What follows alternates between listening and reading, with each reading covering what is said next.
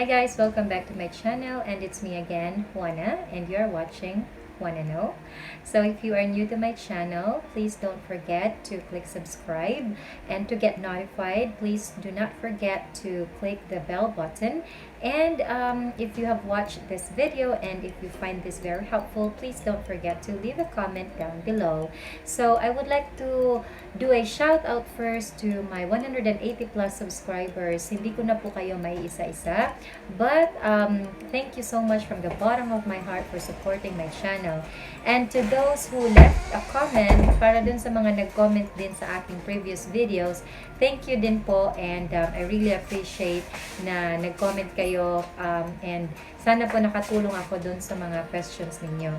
And yeah, thank you so much. So for today's video, I would like to share with you some tips on how to find a teaching job abroad without hiring an agency. All right, so I hope you can watch this video till the end, and stay tuned for some helpful tips.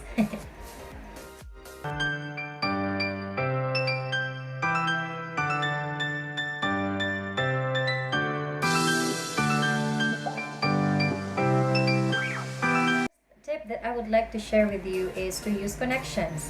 That's very easy. If you know someone abroad working as a teacher, or kahit pa anong job, basta you know someone abroad, try to connect with them and try to ask if they can help you. Wala namang mawawala sa inyo kung magtatanong kayo, di ba? So just try to ask if they can help you, or if there's a possibility for you. It's not a bad thing to ask, you know. Mas maganda yung nagtatanong tayo. Manghingi tayo ng tulong if we need to. But if it's not possible, then that's okay, because if there's a will, there's a way. Next is, I guess the second tip that I can share with you is that use Google.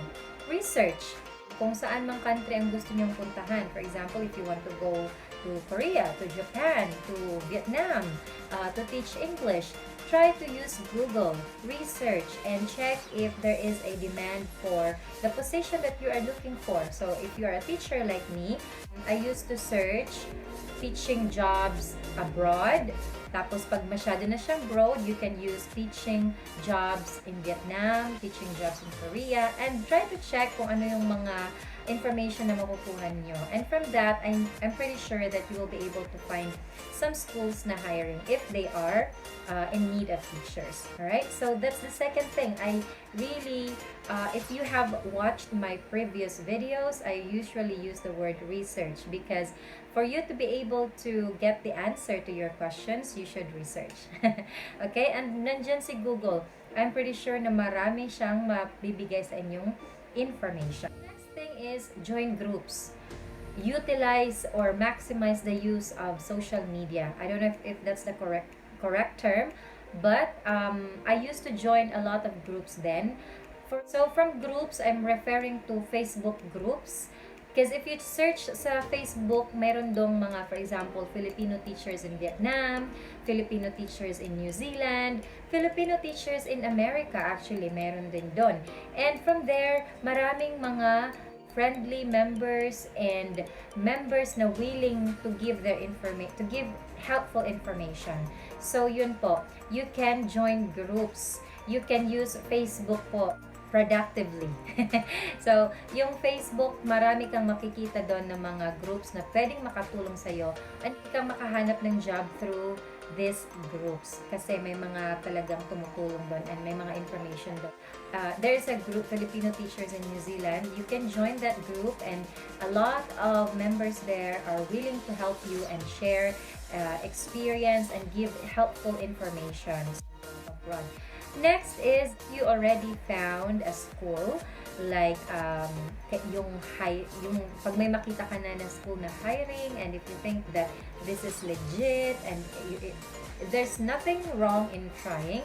So I was also actually able to get a job offer in Canada before, pero dahil sa maraming documents ang kailangan and employers, so hindi yun natuloy. But that's okay, kasi sabi pa nga, if there's something na para para sa'yo talaga. God will give it to you. Just have to be patient. So yun, even sa Canada, I was sending resumes. I was sending resumes sa New Zealand and then sa Vietnam. And but year 2018, pinurso ko talaga yung Vietnam because I really want to experience teaching abroad, and I also would like to give a better life for my family. So yun, I was able to land a job in Vietnam, even without an agency, and I was able to get into a very prestigious university there. The benefits were good, so have to research. We will go back there because when you research, you will know if tama ba yung pinapasukan niyo. Before I was able to land a job in Vietnam, marami din ako mga nasendan ng mga school, but of course, it's still up to you. Huwag magmadali. Pag-isipan na mabuti and try to research about where you are going, try to research the school where you are applying so that you will have enough information about it. At hindi naman ako nagkamali doon because when I worked for FPT University, hi pala doon sa mga colleagues ko sa FPT University, kay Miss Gail, Miss Marianne, kay Sir JB, hello po dyan sa inyong lahat. Sir John Ray and Miss Karen, hello po, and kay Sir Lyndon. Right. There are a lot of ways for you to find a job, even if nasa Pilipinas ka, pag gusto mo talaga, kasi for sure, marami din ang nakakakilala kung paano nagtatrabaho ang mga Pinoy. We are very hardworking, we are dedicated to what we are doing. So, I was also informed before by one of the employers na they want Filipino teachers because Filipino teachers are really good at what they're doing.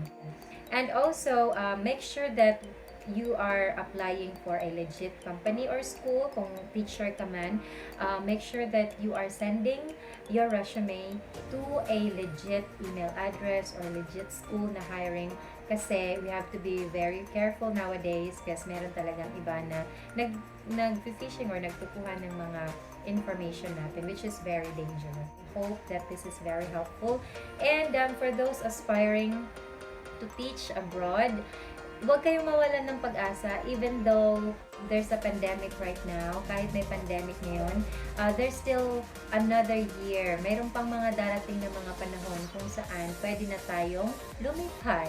Take this opportunity to research and to gather the information that you need kung ito talaga ang gusto niyo. Alright? So, if you have any questions, and don't forget, leave a comment down below. Thank you so much for watching my video, and please don't forget to click subscribe. See you again. Bye! Stay safe!